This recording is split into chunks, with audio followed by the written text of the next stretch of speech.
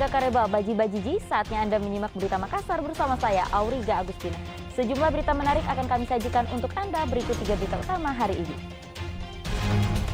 Tim Badan Penanggulangan Bencana Daerah Maros resmi menghentikan pencarian 4 korban longsor di Desa Rompe Gading, Kecamatan Cenrana.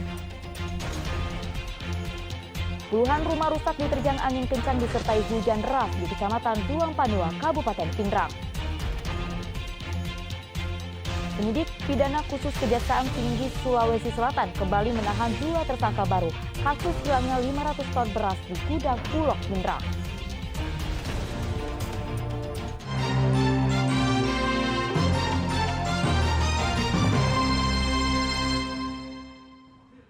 Kita ke informasi pertama. Tim Badan Penanggulangan Bencana Daerah Maros resmi menghentikan pencarian 4 korban longsor di Desa Rompe Gading, Kecamatan Cenrana. Sebelumnya selama 7 hari pencarian, 2 korban ditemukan tewas tertimbun longsor. Pencarian 4 korban longsor di Desa Rompe Gading, Kecamatan Cenrana, Kabupaten Maros resmi dihentikan sejak Senin siang oleh Tim Badan Penanggulangan Bencana Daerah atau BPBD Maros. Sebelumnya selama 7 hari pencarian, 2 dari 6 orang yang tertimbun longsor telah ditemukan. Dalam mencari seluruh korban, petugas gabungan menyisir aliran sungai Cenrana sejauh 50 meter dari lokasi longsor dengan perahu karet. Tim SAR turut menyisir pinggiran sungai dengan berjalan kaki, namun 4 korban masih hilang. Penghentian pencarian 4 korban karena cuaca buruk serta derasnya aliran sungai Cenrana. Penghentian ini juga berdasarkan peraturan pemerintah nomor 21 tahun 2008 tentang penanggulangan bencana. Selain itu, kondisi fisik dan psikis tim penyelamat mulai lelah. Meskipun pencarian dihentikan, jika ada informasi penemuan para korban, maka keluarga ataupun warga setempat diminta segera melapor. Itu Pak, kenapa sampai bisa dihentikan begitu? Sesuai undang-undang, tanggap darurat untuk pencarian korban hanya sampai 7 hari. Satu jasad korban yang ditemukan pada 30 Desember 2022, identitasnya telah terungkap. Korban berjenis kelamin perempuan bernama Rimang, berumur 90 tahun yang ditemukan tertimbun lumpur dan terhimpit kayu di sungai. Identitas korban sempat sulit dikenali karena kondisi jenazah mulai membengkak dan berlumuran lumpur. Selain pencarian 4 korban longsor, tim SAR gabungan juga melakukan evakuasi 2 mobil yang terbawa arus sungai usai diterjang longsor di Jalan Poros Rompe Gading. 1 bangkai mobil ditemukan berjarak 1 km dari lokasi longsor. Sedangkan 1 mobil lain ditemukan di bantaran sungai yang menjadi lokasi longsor. Dengan tali, petugas bersama warga berupaya menarik salah 1 bangkai mobil bak terbuka dari dasar sungai. Proses evakuasi berlangsung 1 jam karena sulitnya medan yang dipenuhi lumpur. Tim SAR gabungan menemukan bangkai mobil saat menyisir sungai sedalam 12 meter. Itu mobil milik masyarakat setempat. Ada mobil pick up sama mobil box, itu milik korban. Jadi sudah kita naikkan dalam kondisi sudah rusak, sudah hancur. Kemudian hari ini kami coba naikkan lagi 1. Mudah-mudahan yang 1 berhasil kita naikkan hari ini. Ada berapa mobil? Ada berapa mobil, Pak? Dari fakta yang kami temukan di lapangan, itu 2 mobil. Memang sebelumnya simpang siur beritanya, yang kami dapat laporan dari masyarakat, ada yang mengatakan 4, ada yang mengatakan 3. Tapi setelah kami temukan fakta, di bawah timbunan material itu, maupun di sepanjang aliran sungai itu, kita tidak menemukan selain yang 2 mobil itu. Yang pertama itu ditemukan sekitar 1 km. 1 km. Terseret arus ya, Pak? Iya, terseret arus. Kemudian yang kedua Pak ditemukan? Yang kedua tidak begitu jauh juga, mungkin sekitar 1 atau 1 lebih sedikit dari yang pertama tadi. Itu proses evakuasinya gimana Pak caranya Pak ke darat itu? Kita gunakan tali dan ditarik menggunakan alat berat. Pak, pada saat dievakuasi, Pak, apakah ada ditemukan korban di dalam mobil sendiri atau gimana? Tidak ada. Itu jadi mobil parkir. Selasa 27 Desember 2022, tebing setinggi 50 meter longsor menimpa 4 rumah dan 2 kendaraan yang terparkir di bawah tebing.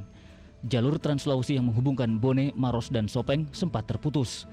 14 orang berhasil diselamatkan, serta 2 korban tewas tertimbun longsor.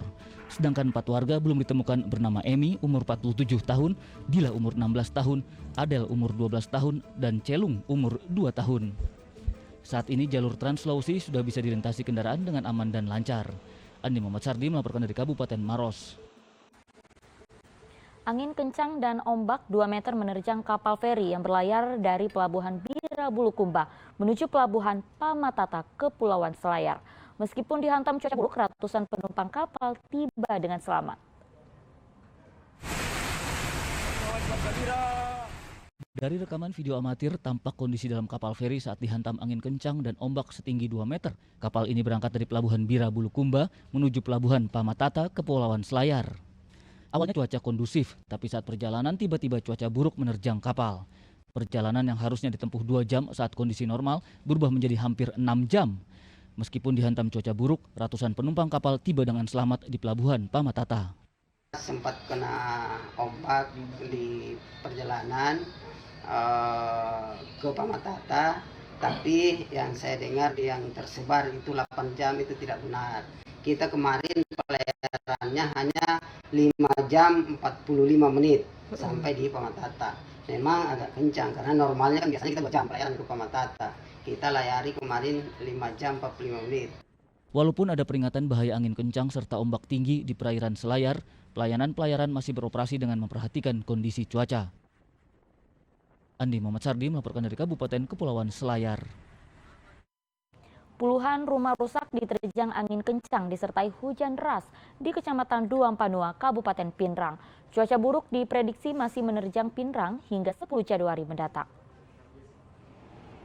Inilah salah satu rumah yang rusak diterjang angin kencang disertai hujan deras di Kecamatan Duampanua, Kabupaten Pinrang. Sejumlah warga panik mencari tempat berlindung. Begitu mengetahui angin kencang menerbangkan atap rumah. Meskipun belum ada laporan korban jiwa maupun korban luka, pemerintah Kecamatan Duampanua mencatat 20 rumah yang rusak. Cuaca buruk diprediksi masih menerjang Pinrang hingga 10 Januari mendatang. Yang rusak di rumahnya, Bu? Yang atapnya nih sampai sini sampai di sana. Itu bagian dapur, bagian apa? Depan, sampai depan. Iya. Semuanya. Iya. Waktu kejadian kita tidak panik, waktunya ini terbang semua atap-atapnya. Tarik ke turun. Lari turun Di begini. rumah sama anak aku bawa bantal, selimut, dengan surat-surat. Jadi kita sampai tidur di bawah setelah kejadian itu. Iya. Ini rumah apa nih yang rusak? Bagian apa? Rumah, atap, terbang. Sementara data yang kami terima dan kami pantau di lapangan di beberapa desa dan kelurahan ini ada kurang lebih 20 rumah itu sementara dan ada beberapa yang parah, begitu juga badan rumah yang sudah terbang dan ada beberapa juga yang kategori cuma 1-2 atap yang terbang. Puluhan anak korban banjir di Perumnas Antang mengikuti pemulihan trauma dari belasan relawan. Setiap tahun Perumnas Antang menjadi langganan banjir di Kota Makassar. Belasan relawan lembaga sosial di Makassar mengajak anak-anak bermain untuk memulihkan trauma banjir. Selama 1 jam bermain, mereka diberikan hadiah mainan, makanan, serta permen.